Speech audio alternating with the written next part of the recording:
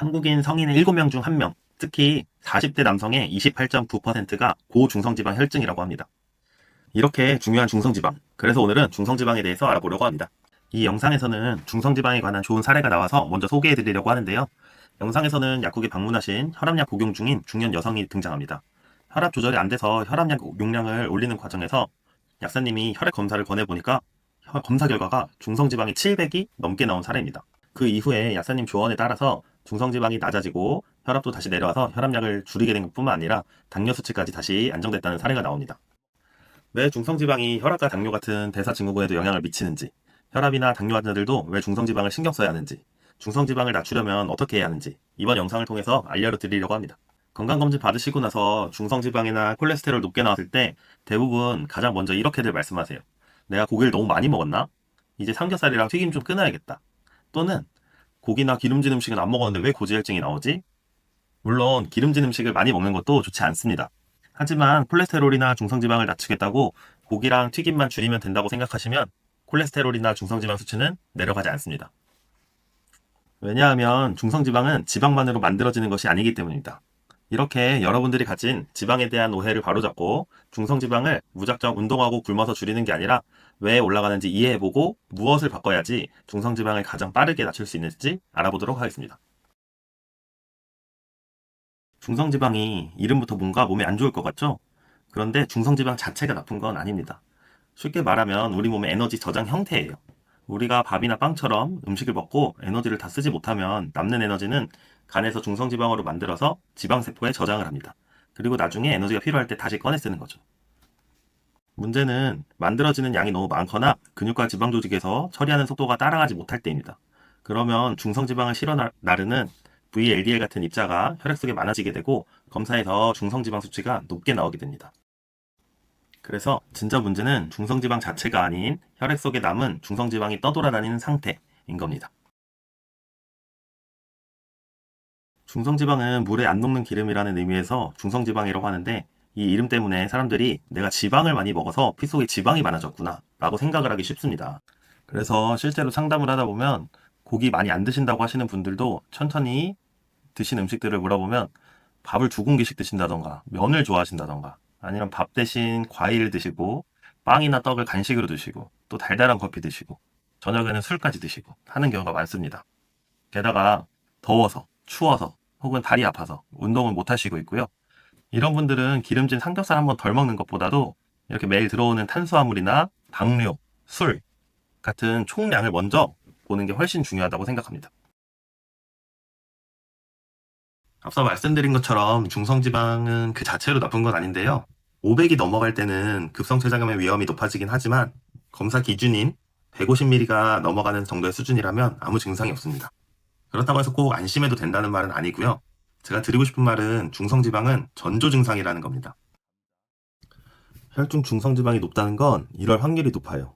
나쁜 콜레스테롤은 높아지고 좋은 콜레스테롤인 HDL은 낮아져서 고지혈증이 올 수 있고 지방을 처리하는 과정에서 지방 성분이 간으로 몰리게 되는데 그게 쌓여서 지방간이 될 수도 있고 또 나아가서는 복고 비만이 있거나 인슐린 저항성이 있으신 분들은 당뇨로 더 빨리 진행되게 될 수 있습니다. 이런 것들이 너무 같이 자주 일어나니까 이런 걸 묶어서 대사증후군이라고 하는 거고요.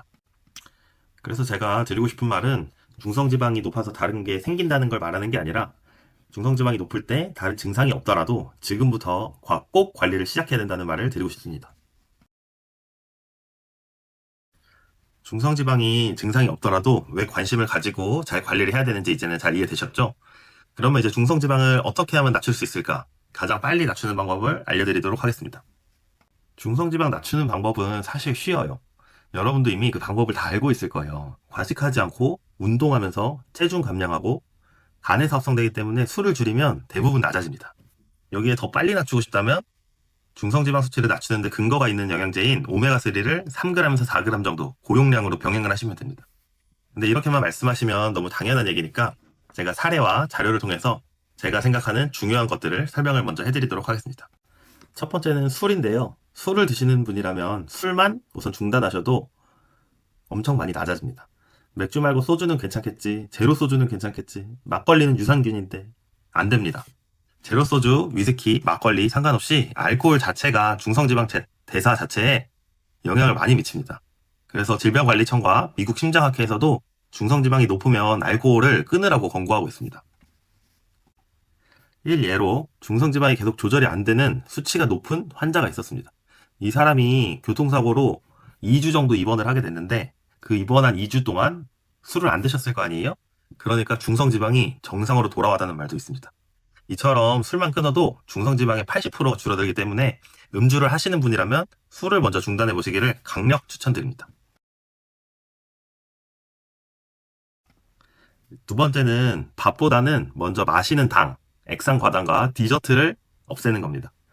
제가 기름진 음식도 중요하지만 탄수화물이 중요하니까 탄수화물을 줄이라고 말씀을 드리면 환자분들은 밥부터 적게 먹을 생각을 많이 하세요. 하지만 그보다도 액상과당과 디저트를 먼저 줄이는 걸 추천드립니다. 왜냐하면 액상당 섭취에 대해서 자료를 우선 보여드리면 질병관리청 포털에서는 농축 과일 주스나 액상과당이 들어간 가당 음료는 포만감이 낮아서 과잉 섭취로 이어지기 쉽고 혈당과 인슐린을 빠르게 올릴 수 있다고 설명하고 있습니다. 다시 말하면 흰 밥이나 떡, 면 자체도 당을 많이 올리지만 액상당은 포만감이 적어서 많이 먹게 되기 쉽고 또한 디저트도 밥 먹을 거 다 먹고 거기에 추가로 달달한 디저트를 먹는 거기 때문에 당을 과도하게 섭취할 수밖에 없습니다. 저만 해도 저번 주에 가족들하고 부모님 모시고 외식을 했는데 배부른 상태에서 헤어지긴 아쉬우니까 베이커리 카페 가서 또 빵 먹고 바닐라 라떼 먹고 소금빵 먹고 크림 마늘 바게트 먹고 그리고 저녁에 또 와서 피자 먹었습니다. 이렇게 되면 점심하고 저녁만 먹은 사람보다 당 섭취 측면에서는 한 끼를 더 먹은 셈이에요.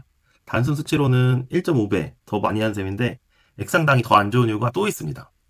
과일을 예로 들면 생과일하고 과일 주스는 건강에 미치는 영향이 다릅니다. 생딸기 100g에는 당류 6g과 식이섬유 1.4g이 들어있지만 농축 과즙으로 만든 딸기 주스 100ml에는 당류가 13g이 들어있어요. 생딸기보다도 7g이 더 많이 들어있습니다. 식이섬유는 0.1g만 들어있어요. 무려 1.4g이 들어있던 생딸기에 비해서 10분의 1밖에 안 들어있습니다. 딸기와 딸기 주스를 비교하면 당류는 2.2배가 되고 반대로 당을 낮춰주는, 당 흡수를 늦춰주는 식이섬유는 93%가 감소했습니다. 세 번째는 복부 비만, 체중 관리입니다.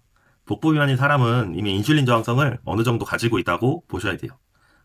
이런 경우에는 5% 이상 감량하면 지질 지수가 많이 개선된다고 하고 중성지방도 1kg 감량할 때마다 8mm 정도가 낮아진다고 하니까 체중 관리에 신경을 쓰시면 좋겠습니다. 사람마다 차이는 있겠지만 단순하게 5kg 정도 빼면 40 정도의 중성지방이 낮아진다고 보시면 될 것 같습니다. 이제 네 번째는 운동인데요. 유산소 운동과 근력 운동 같이 하셔야 되고요. 질병관리청에서는 중등도 이상의 유산소 운동을 하루 30분 이상 5회 정도 시행을 하고 주 2회는 근력 운동을 병행하도록 권고를 하고 있습니다. 그래서 빠르게 걷기 30분씩 5일 하고 근력 운동은 주 2회. 근데 이게 말이 쉽지 운동 안 하시던 분들은 특히 직장인들은 이 스케줄이 얼마나 고된 스케줄인지 저는 공감을 합니다. 그래서 질병관리청의 저 권고가 저는 와닿지가 않아요. 그래서 개인적으로 처음부터 저렇게 하는 건 지속이 불가능하다고 생각을 합니다. 그래서 숨찬 정도로 빠르게 걷기를 주 2일이라도 시도해 보시면서 좀 익숙해지시면 숨찬 정도를 늘리시거나 30분보다 시간을 조금 더 빠르게 걷기를 하시거나 주 2일 하시는 거를 주 3일로 늘려보시거나 개인의 상황에 맞춰서 시도해 보시는 걸 추천드립니다. 이렇게 해도 중성지방 수치의 10에서 20%가 줄어드는데 술만 끊으면 80%가 줄어든다고 하니까 사실 술 드시는 분들은 술을 끊는 게 가장 효과적인 방법이라는 생각이 듭니다.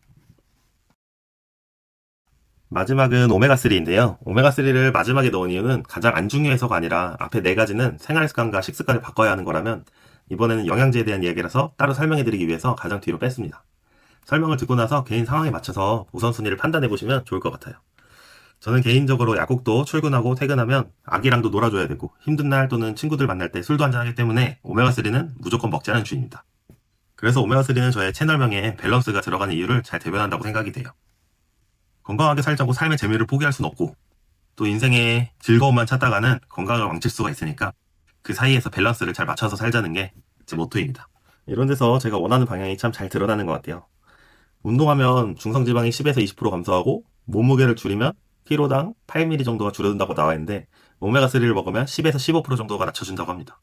또 심장학회 논문에서는 하루 4g을 복용할 경우 30%가 낮춘다고 나와 있어요. 오메가3를 먹는 것만으로도 운동하는 만큼 혹은 300 정도 수치라고 하면 5에서 10kg 정도 감량하는 효과를 낼 수 있다는 말이에요. 다른 식습관과 생활 습관을 교정하시면서 오메가3를 같이 드시는 걸 저는 추천을 드립니다. 이렇게 보통 오메가3 영양제 드시는 분들이 한 알 정도를 복용을 하시는데 그럼 1000ml 정도가 되는 거거든요. 그래서 근데 저용량의 오메가3는 효과가 없고 하루에서 3000에서 4000, 1000ml짜리를 3알에서 4알 정도의 고용량을 드셔야 된다고 합니다.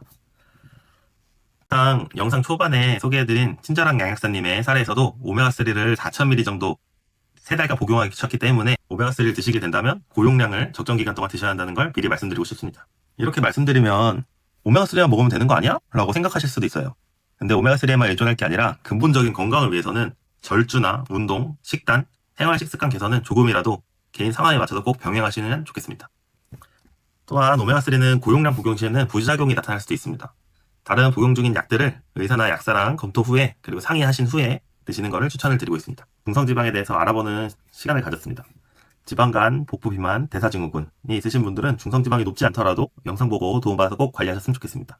추가로 오메가3는 제품을 볼 때 상세히 따져보고 골라야 하거든요. 제 채널에 오메가3 제품에 대해서 분석한 영상도 있으니까 한번 보시면 좋을 것 같습니다. 분석해보고 고른 추천 제품도 있으니까 만약에 구매하시게 되면 그 영상 보고 도움받으시면 좋겠습니다.